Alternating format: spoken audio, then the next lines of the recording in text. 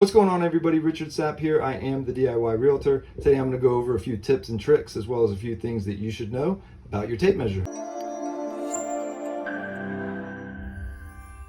All right, let's take a look at a few things the common tape measure is going to have outside of this awesome belt clip that makes you feel like a professional contractor as soon as you put it on. The exterior should also tell you how long it is. In the event this is covered or rubbed off, the length should also be on the inside in this red lettering here.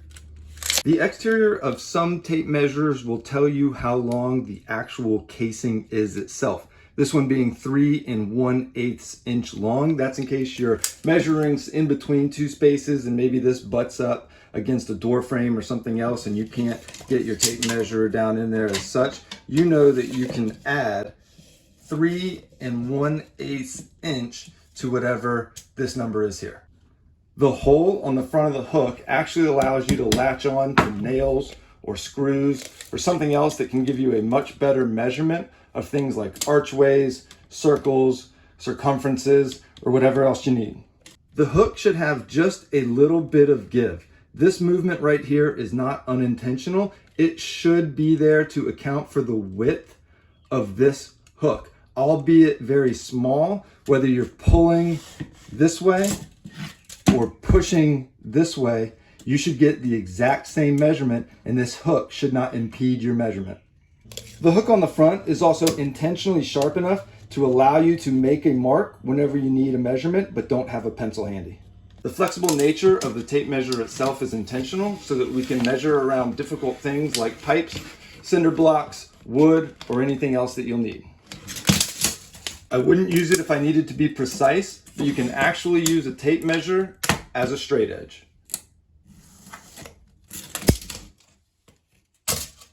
If you need to find the middle of something but you have a really odd measurement, instead of trying to measure it straight across and divide by 2, you can angle it to a measurement that's a little bit more easy to divide in half. Take 10.5 at this angle, find the halfway point, which would be 5 1/4, and that's the middle of your board.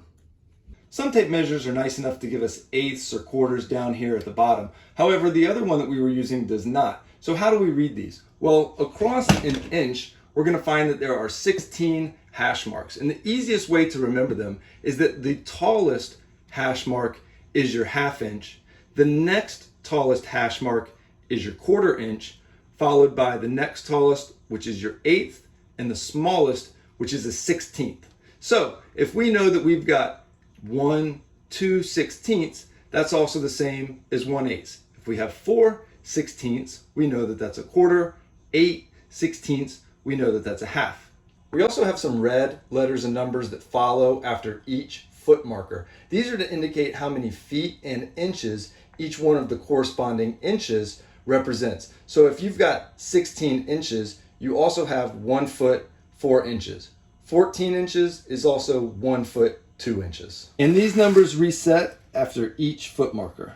Every 16 inches is going to be indicated by either red lettering or a red rectangle. This is to indicate the distance required between wall studs here in the United States. And that distance needs to be 16 inches to center.